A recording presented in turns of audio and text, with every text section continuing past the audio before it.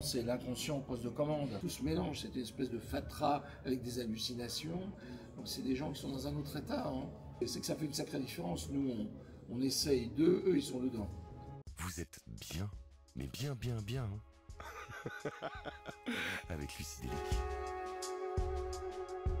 C'est une donation de 1000 œuvres que j'ai faites au Centre Pompidou en 2021. Cette exposition montre 400 de ces 1000 œuvres. Il y a plusieurs raisons pour lesquelles j'ai fait cette donation. Une des raisons, c'est que le Centre Pompidou n'avait pas de département d'art brut et j'avais envie qu'il y ait une pérennité de cette collection. Voilà, qu'elle ne se disperse pas le jour où peut-être je ne serai plus là. Alors d'abord, c'est le temps. Moi, quand j'ai commencé à collectionner il y a 45 ans, on était très peu de collectionneurs. Donc à force de travailler, à force de fouiller, à force de voyager, à force de labourer le terrain, j'ai découvert des œuvres extraordinaires qui dormaient parce qu'en fait ça n'intéressait pas grand monde. Et c'est une histoire, quoi. C'est 45 ans d'une histoire. Ah, j'aurais jamais pu imaginer les revendements. Et je sais pas pourquoi. C'est très compliqué parce que c'est des œuvres qui échappent à cette sensation de propriété.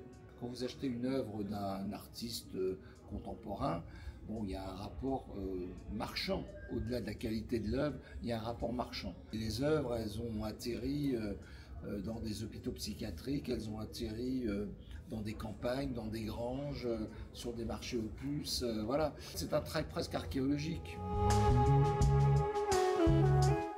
Maintenant, je dois en avoir, évidemment, j'en avoir 4, 5, 6 000, je sais même plus. Là, ce que j'ai donné au Centre Pompidou, c'est les plus belles. Voilà, donc j'ai un peu décapité la collection du top, quoi. Mais c'est normal, quand vous donnez à une institution, vous n'allez pas donner ce qu'il y a de moins bien. Donc vous donnez ce qu'il y a de mieux. On dit souvent que, effectivement, c'est l'inconscient au poste de commande. C'est ce que les surréalistes ont essayé de trouver à travers un tas de techniques, des méditations plus ou moins contrôlées, la drogue, enfin tout ce qu'on peut imaginer. C'est que ça fait quand même une différence. Ils sont là-dedans, ils sont dans ce rapport au monde.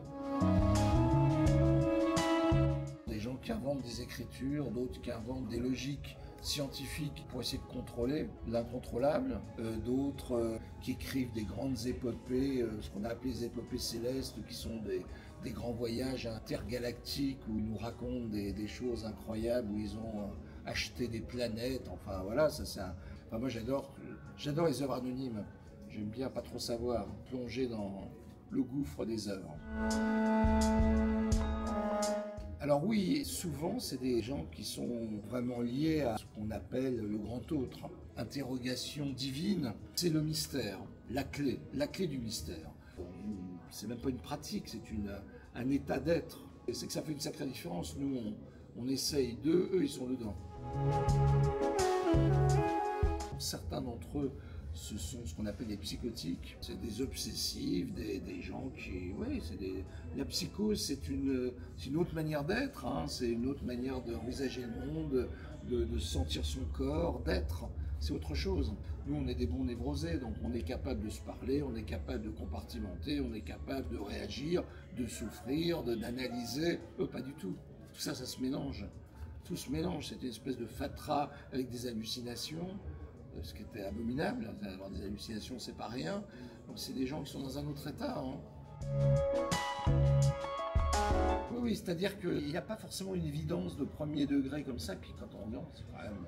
puis on s'aperçoit que la structure même intrinsèque de l'œuvre est complètement nourrie de cette espèce de grand brouillard, mais de capacité mentale où tout se mélange, où les catégories explosent, où l'écriture devient un dessin, où les marges, où les frontières se mélangent, etc., etc. On n'est pas loin des expériences qu'on peut trouver en prenant du LSD et autres substances, ça c'est évident. Hein. Mais d'ailleurs, c'est pour ça que ça intéresse particulièrement l'histoire de l'art, parce qu'effectivement, on se rend compte qu'au-delà de tout, il y a un véritable concept qui s'impose, quoi. À chaque fois, il y a un concept, comme lui, Giraudot, il veut absolument calculer la vitesse de la lumière, parce qu'il ne supporte pas que ça soit pi, virgule, blablabla, à l'infini. Il pense que c'est insupportable que la science n'ait pas réussi à trouver le calcul exact, donc il passera toute sa vie à trouver le calcul exact. Donc il fait ses rouleaux de calcul pour essayer de trouver le chiffre exact, la logique. Enfin, c'est des gens qui fonctionnent beaucoup sur la nécessité de trouver une logique, un sens.